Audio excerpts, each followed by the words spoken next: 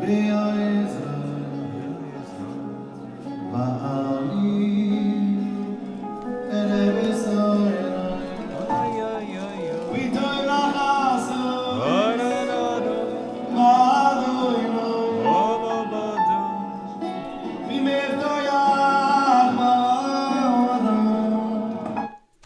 evening. How's everybody doing? Great to be learning with you on a Tuesday.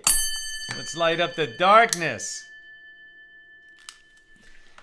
Who's in the house? Paul in the great Northwest, Shandor in the Bronx, Bella in Texas, Bella in Florida, Sharon in New Jersey. Happy sixth night of Hanukkah to everybody. A Freilich in Hanukkah.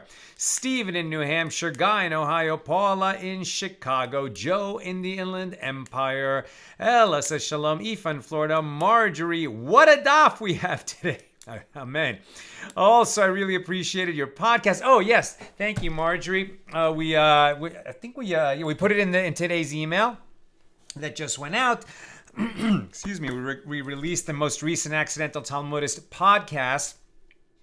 Excuse me. My guest was Scott Shea, entrepreneur and author of the book Conspiracy U.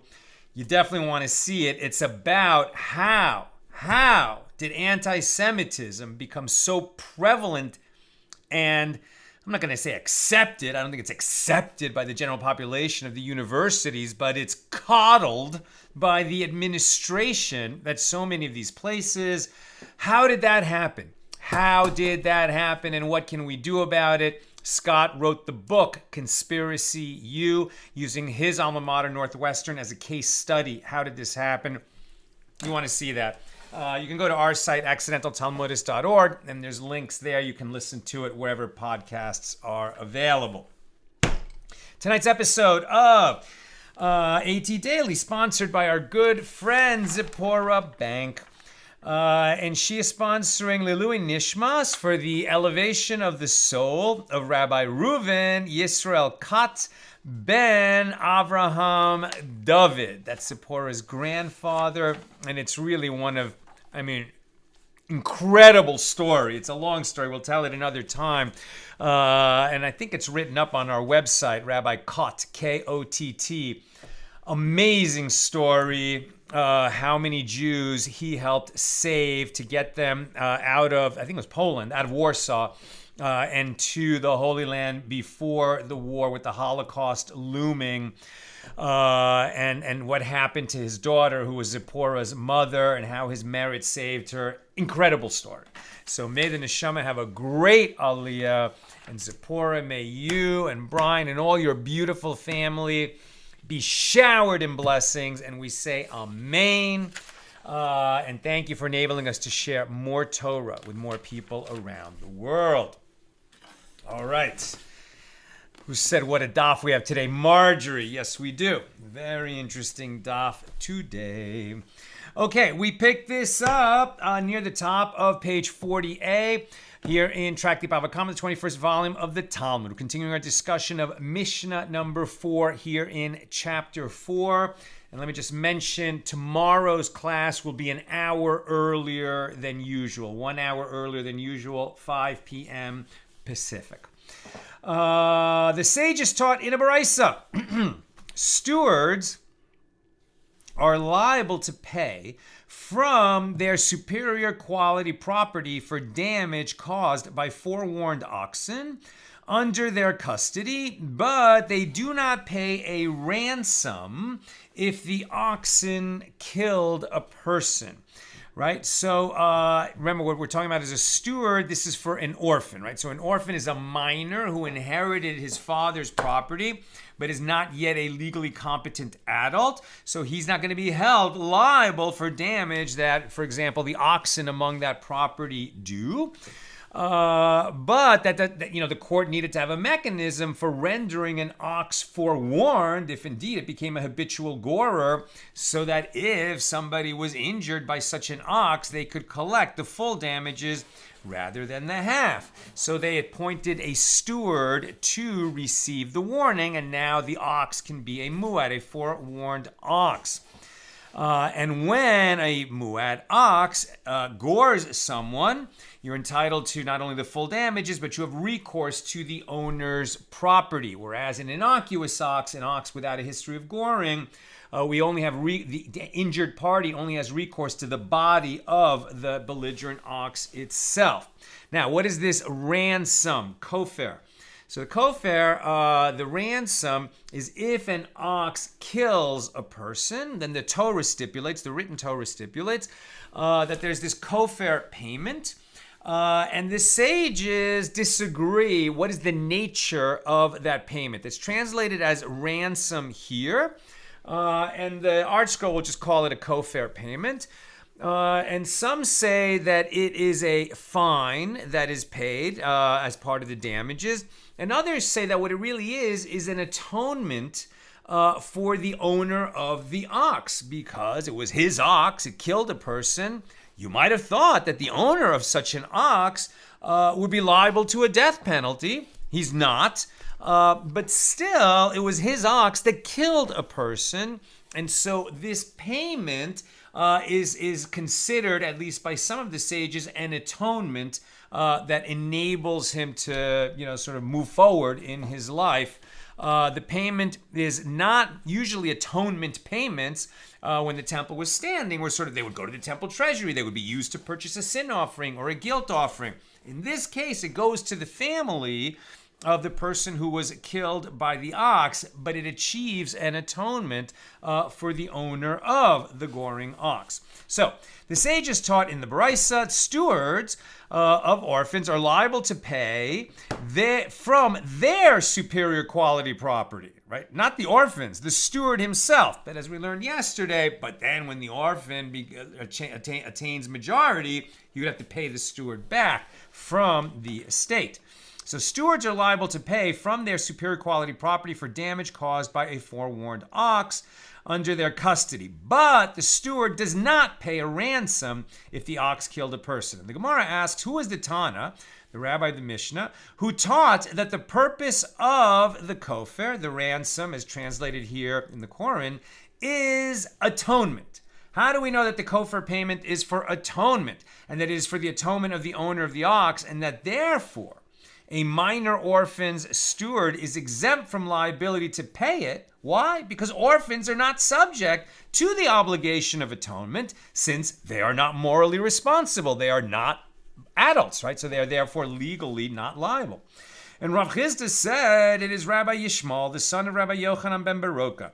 As it is taught in the Baraisa, the verse, if a ransom is imposed upon him, then he shall give for the redemption of his life. Whose life? The owner of the ox's life, or the life that was lost? It says redemption, so that would seem to be his own life. So then he shall give for the redemption of his life. That's Exodus 21:30. And this is referring to what? How much is that payment? It is referring to the monetary value of the injured party. Your ox killed someone. How much money do you owe? The value of the injured party. But you're redeeming your own life since you're making an atonement for yourself, since you're the owner of the ox. So maybe the payment should be the value of your life. What's this idea, the value of a life? How can you put a price on a life? Lives are priceless. Answer, for the purposes of measuring an atonement payment of this sort, this was done in the ancient world, and so they would evaluate the value of a life according to the value that such a human being would fetch in the slave market. That's how they did it. So he shall give redemption for his life, and is referring to the monetary value of the injured party. Rabbi Yishmael, the son of Rabbi Yochanan ben Beroka, says, no, the amount of the ransom corresponds to the monetary value of the one liable for the damage. Now what? Do they not disagree with regard to this very issue? In other words, the rabbis hold that ransom is monetary restitution for the damage caused, and therefore the heirs of the victim must be paid the monetary value of the victim, that the ransom is another form of damages. And Rabbi Yishmael, the son of Rabbi Yochanan ben Beroka, holds that ransom is an atonement for causing the death of a person.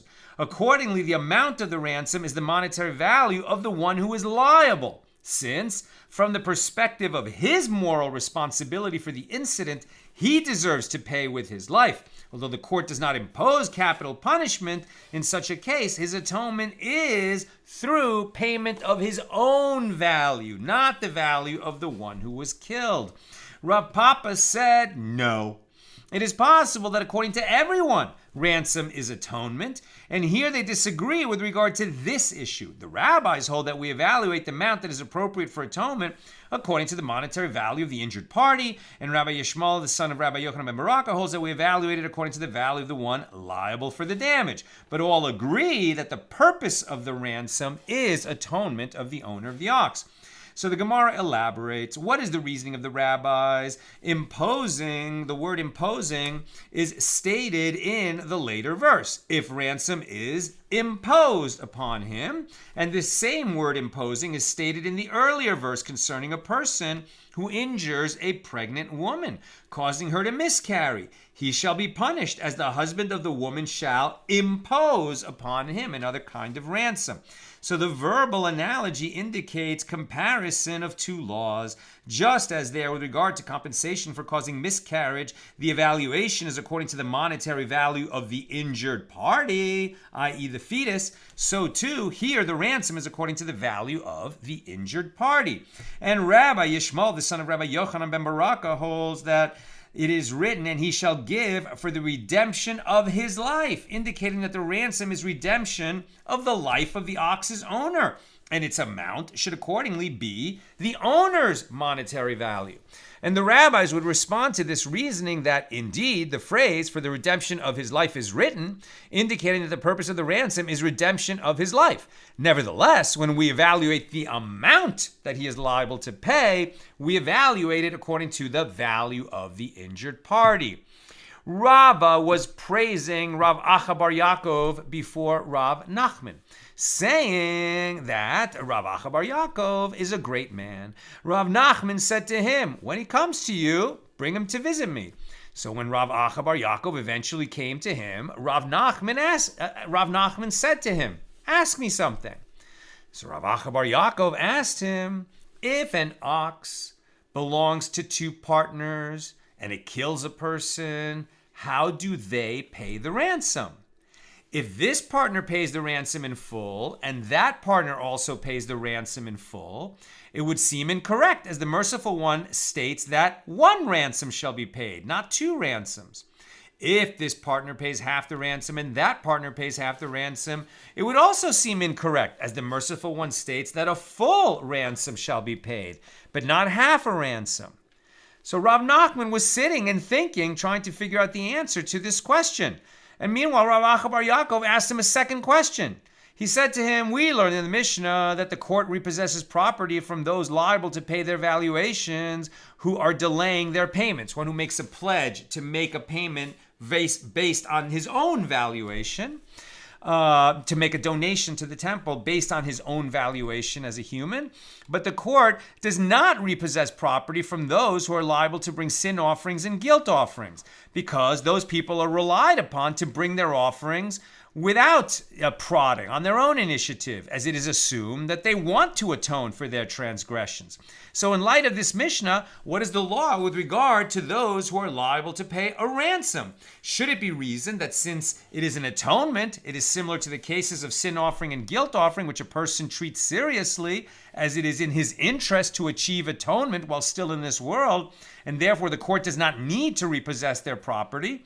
Or perhaps it should be reasoned that since he is required to give the ransom not to the temple, not to the holy temple, but rather to another person, right, the injured party, that this the one who is liable considers this a financial liability and not an obligation to the Most High, and consequently he does not treat it seriously enough. And therefore the court should step in and repossess property from him, as he might not pay it on his own. Alternatively, it could be reasoned that since he himself did not sin, but rather it was his ox that caused the damage, he does not treat the matter seriously enough. And that's another reason why the court needs to repossess property from him in order to ensure payment. That's, a long statement of Rav Acha bar Yaakov's two questions that he asked Rav Nachman. Rav Nachman said to him, leave me alone. Why did he say leave me alone? He's the one who initially said, ask me something. He said, leave me alone. I am still stuck on the first question. I don't have the solution yet. So don't add a second difficult question while I'm pondering the first question that you asked me. The sages taught, even though one who borrows an ox from another is generally responsible for damage that it causes, if he borrowed it on the presumption that it was innocuous and it gored and caused damage, and it was then found to be forewarned, a muad, a habitually goring ox, the owner pays half the cost of the damage and the borrower pays half the cost of the damage. If the ox was rendered forewarned while in the house of the borrower, i.e. it gored 3 times while in the borrower's possession, and he was warned in court, and he then returned this muad ox to its owner, and then it subsequently gored, the owner pays half the cost of the damage. As with regard to him, it is still considered an innocuous ox, so he pays half the damage, since it was forewarned while not in his custody. And the borrower is exempt from paying any compensation because the ox is no longer in his custody. The master said in the Baraisa, if one borrowed the ox on the presumption that it was innocuous, and it was found to be forewarned, the owner pays half the cost of the damage, and the borrower pays half the cost of the damage. And the Gemara asks, but why should the borrower pay at all? Let him say to the owner, I borrowed an ox. I did not borrow a lion. I didn't accept responsibility for safeguarding a muad ox, which behaves violently like a lion. Rav said, here we are dealing with a case where the borrower was aware at the time that he borrowed it that the ox had gored and was liable to cause damage. But he wasn't aware that it had attained the status of a muad ox. Okay, so he knew that it had gored, let's say once. He didn't know that it had gored 3 times and the owner had been warned, and therefore this is now considered a muad ox, that one is liable for full damages if it gores.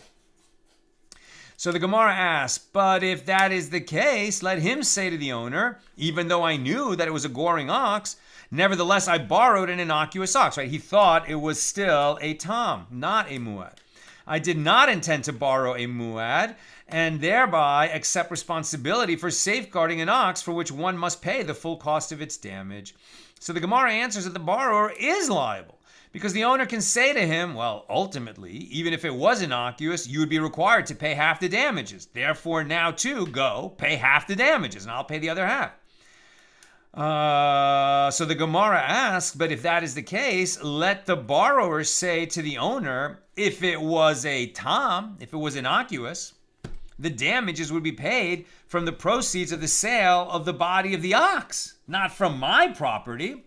And the Gemara answers the borrower cannot say this, because the owner can say to him, well, ultimately, would you not have been required to pay me back the full value of my ox? As a borrower, you are obligated to return the ox to me in the same condition that you borrowed it. Even if compensation was collected from the proceeds of its sale, you would still have been required to return its full value to me. Therefore, in any event, you would effectively be paying for the damage. So you are not losing anything from the fact that the ox is a muad. And the Gemara asks, but if that is the case, let the borrower say to the owner, now we're on page 40b, if the ox was a tam, innocuous, I would have admitted my liability and would thereby have been exempt. Huh? I thought any time your tam, your innocuous ox, gores somebody, you're liable to pay half the damages. What's this? That if you admit that it was your ox that did it, you don't have to pay? What? He says that the ox was innocuous. I would have admitted my liability and would thereby have been exempt. A fine is imposed only as a result of the testimony of 2 witnesses. If the offender admits his liability, no fine is imposed. This is not the universal view.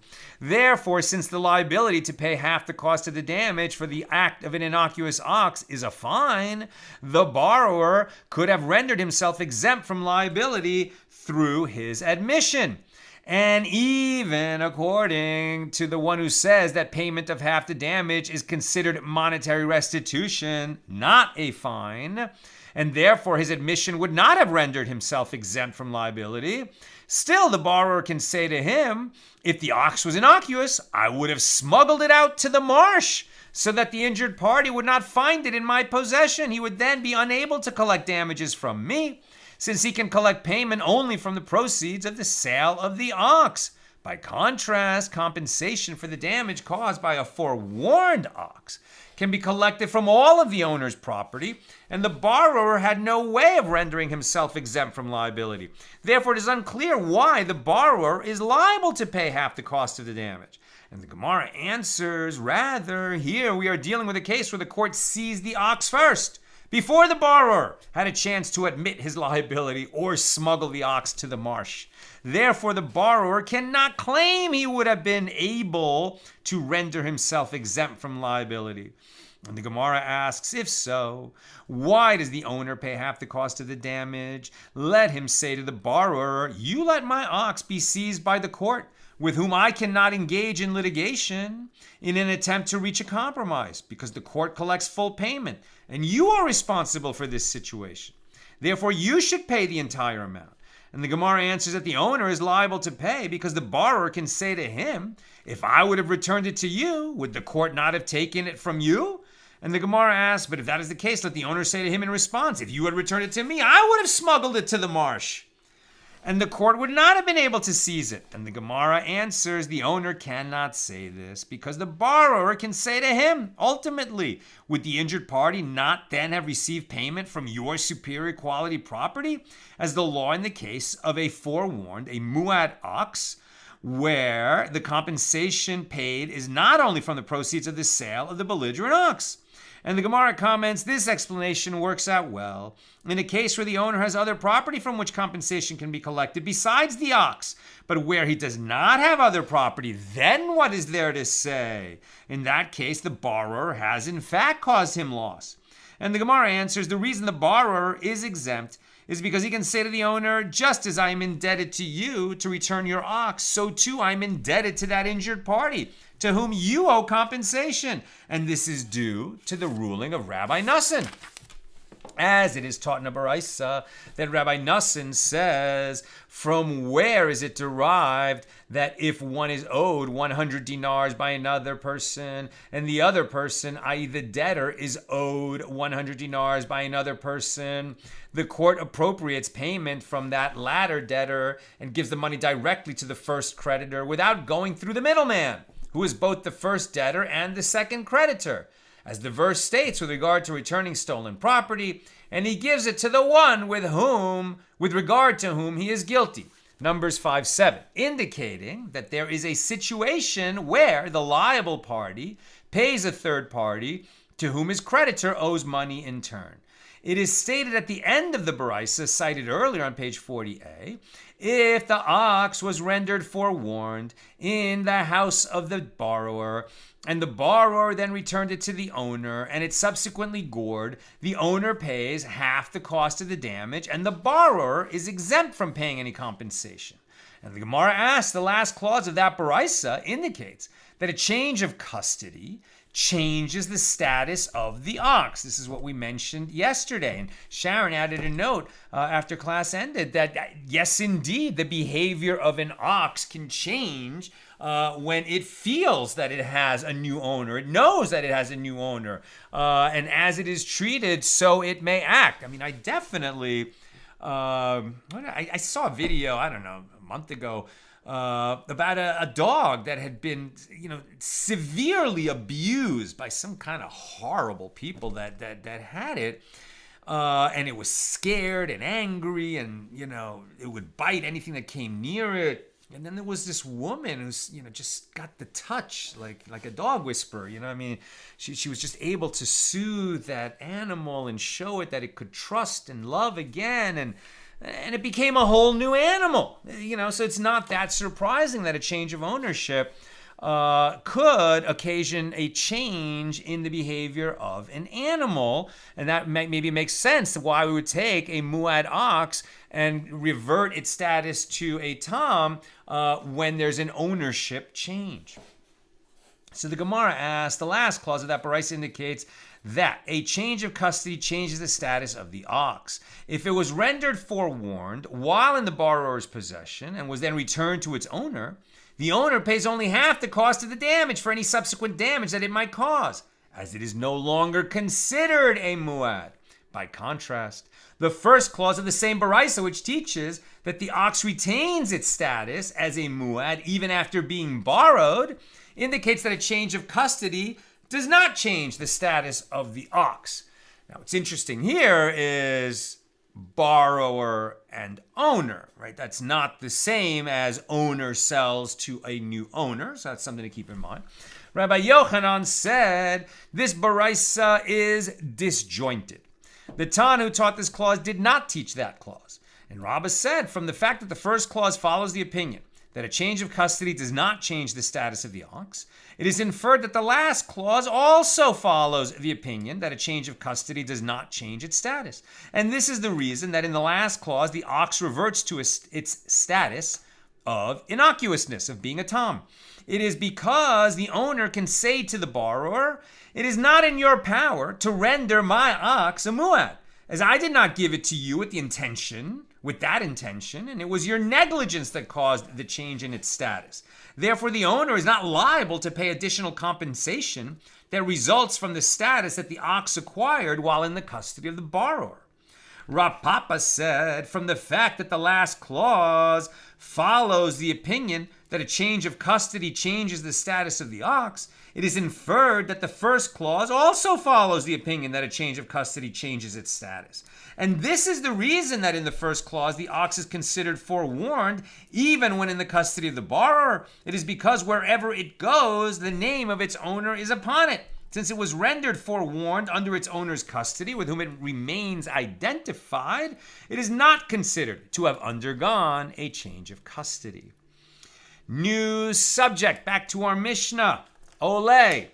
The Mishnah teaches that a stadium ox is not liable to be put to death if it kills someone, since it was trained to gore, right? If we're talking about a bull that is trained to attack people in a bull ring, or as I was speculating a couple days ago that, or yesterday, that if I think in Roman times, they didn't have bullfights like they do, in modern times, in Spain and Portugal and Mexico. I think what they were talking about is that these bulls were trained, to kill people for the entertainment of the Roman crowds in places like the Colosseum. Okay, so as far as the ox is concerned, right, it had no choice. It didn't wish to hurt people. It was trained to do that. And so that's taken into account. A dilemma was raised before the sages. If an ox kills a person, right, so we're saying that if it kills a person, we're not going to kill the ox, right? We're not, because normally when an animal kills a person, that animal is killed and usually it's stoned. However, there's a different question. If an ox kills a person and it's a stadium ox, so it's exempt from a death penalty for killing a person, but may it still be used as a sacrifice brought when the temple is standing? So a dilemma was raised before the sages. If an ox kills a person, it may not be brought. It may not be brought as an offering, even if it is not put to death. If a stadium ox kills a person, what is the law with regard to whether it may be sacrificed on the altar? So Rav says that it is fit to be brought as an offering, and Shmuel says that it is disqualified. Rav says that the ox is fit because it acted due to circumstances beyond its control, as goring is what it was trained to do. And Shmuel says that it is disqualified as, in any event, a transgression was committed through it, right? The Romans trained it to kill people, so transgression was committed through it. So it should not be qualified to be used as an offering on the altar in the Holy Temple when it is standing. So the Gemara raises an objection from a baraisa that interprets the verse, Leviticus 1:2, you shall bring your offering from the cattle, even from the herd or from the flock. And the phrase from the cattle is mentioned to exclude an animal that engaged in bestiality and an animal that was the object of bestiality from eligibility to be brought as an offering. And the phrase from the herd is mentioned to exclude an animal that had been worshipped as a god, as an idol. And from the flock is mentioned to exclude an animal that had been set aside for idol worship. So the additional conjunction or in the phrase or from the flock is mentioned to exclude an animal that gores a person, killing him. Right? So there's 4 kinds of animals that because of behavior that they elicited, that they acts that they did while they were alive cannot disqualify them. Such actions disqualify the animal from being brought as an offering in the holy temple, right? So if it was used for bestiality, if it was worshipped, if it was used as an idol, which I guess is a little different than being worshipped, right, I guess one is like if the actual animal was worshipped, like it itself is a god, or if it was worshipped in the sense that it represented, some false god, and if it killed somebody, right? So those are the 4 things that would disqualify an animal from being used as an offering. So the Baraisa continues, and Rabbi Shimon said, if it is stated that an animal engaged in bestiality, if it is stated that an animal that engaged in bestiality is disqualified from being brought as an offering, why is it stated that an animal that gores is disqualified? And if it is stated that an animal that gores is disqualified, why is it stated that an animal that engaged in bestiality is disqualified? And Rabbi Shimon explains, it is because there is a stringency pertaining to an animal that engaged in bestiality that does not pertain to an animal that gores. And conversely, there is a stringency pertaining to an animal that gores that does not pertain to an animal that engaged in bestiality. And he clarifies, with regard to an animal that engaged in bestiality, the Torah renders a case where it is a victim of circumstances beyond its control to be like a case where it acted willfully, as it is disqualified in either case. You understand, if it was, if it was if the animal was a male that, did something with a human, right, where the animal was performing the action, it's guilty of bestiality and it's going to be put to death. And if it was like the female animal that was acted upon by a human, then still it was used in bestiality and it's going to be put to death because it's an abomination.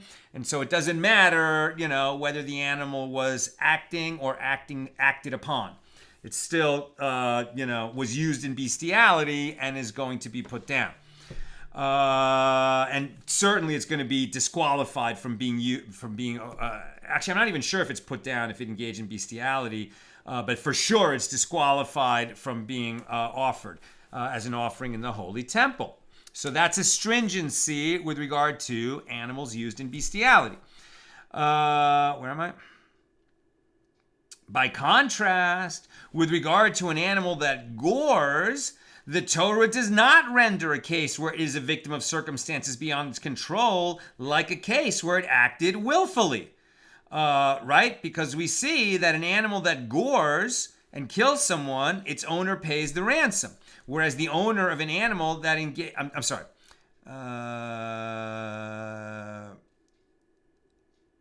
Right. In other words, wait a minute. Where am I? By contrast, with regard to an animal that gores, the Torah does not render a case where it is a victim of circumstances beyond its control like a case where it acted willfully. Right? Because we've just said that if an animal gores someone and kills them, we're definitely going to stone that animal. We're going to put that animal down. But if it was a stadium ox that was trained to do that, that's considered an animal that did something beyond that acted due to circumstances beyond its control, and it is not liable to the death penalty for killing a person since it just did what humans trained it to do. Conversely, with regard to an animal that gores, its owner pays the ransom. So that's a stringency of an animal that gores. Whereas the owner of an animal that engaged in bestiality, the owner does not pay a ransom. Therefore, the Torah had to state that an animal that engaged in bestiality is disqualified, and the Torah also had to state that an animal that gores is disqualified. Now, the Gemara explains the objection that's been raised here. In any event, the Baraisa teaches that with regard to an animal that engaged in bestiality, the Torah renders a case where it is a victim of circumstances beyond its control to be just like a case where it acted willfully. By contrast, with regard to an animal that gores, the Torah does not render a case where it is a victim of circumstances beyond its control to be like a case where it acted willfully. So, with regard to what law is this stated? is it not with regard to the animal's eligibility to be brought as an offering?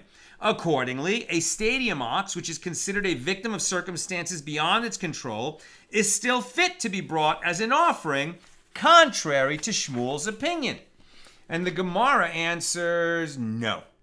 It is with regard to the animal being put to death, i.e. the ox is not killed if it is a victim of circumstances beyond its control, but if it killed a human, it is still disqualified from being brought as an offering.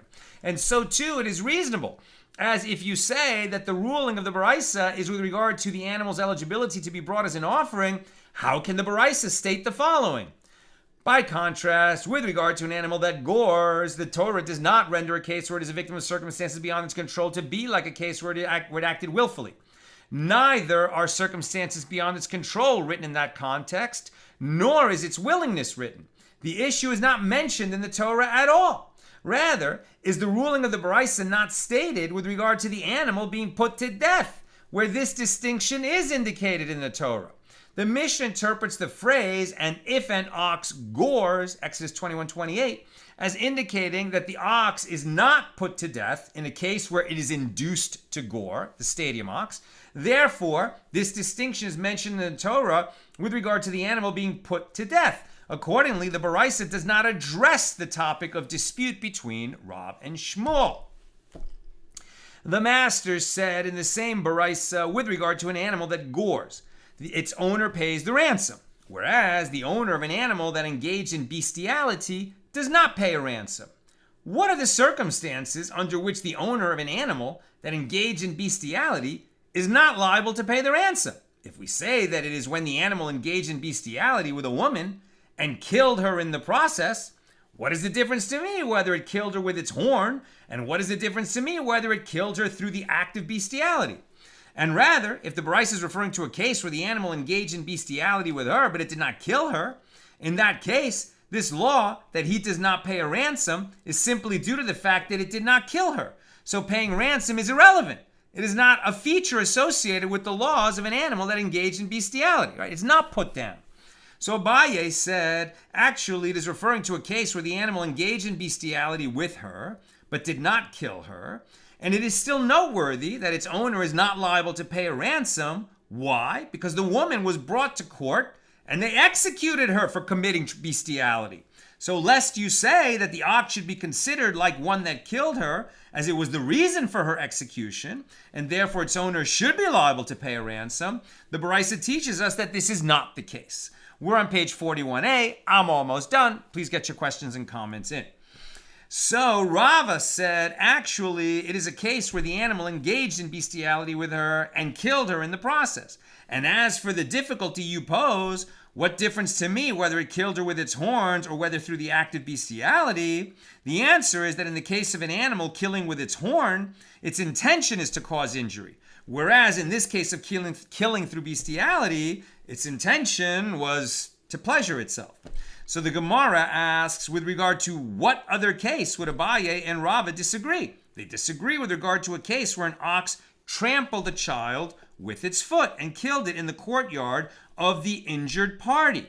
So according to Abaye, the owner pays the ransom, as he holds that ransom is paid even if the animal's objective was not to cause injury or death. The animal was simply walking and didn't realize that it was stepping on a child and it killed the child. That's very different than an act of goring where the animal meant to hurt that which it was striking with its horns. So according to Rava, he does not pay the ransom in the case of trampling. It is taught in a Baraisa, in accordance with the opinion of Rav, a stadium ox that killed a person is not liable to be put to death because it killed due to circumstances beyond its control, and it is fit to be sacrificed as an offering on the altar because it is as though it was compelled to behave in this manner, and therefore there is nothing inherently wrong with that ox, and so it is still fit to be brought as an offering on the altar in the Holy Temple when the temple is standing. Reminder, tomorrow, Wednesday, and actually Thursday also, the next 2 days, class is going to be an hour early, right? So Wednesday and Thursday, it's going to be 1 hour earlier at 5 p.m. Pacific. All right. Let me See, let me take a couple of questions while the question document reloads. Looks like only one question from Joseph. I'm not sure what it means for there to be a ransom in this context and what it has to do with atonement and sin guilt offerings, right? So the concept is if your ox kills a person, right? If your ox, there's another question coming. So if your ox kills a person, so then you owe, damages, just damages. But then there's also this kofer payment. It's spelled out in the Torah called kofer.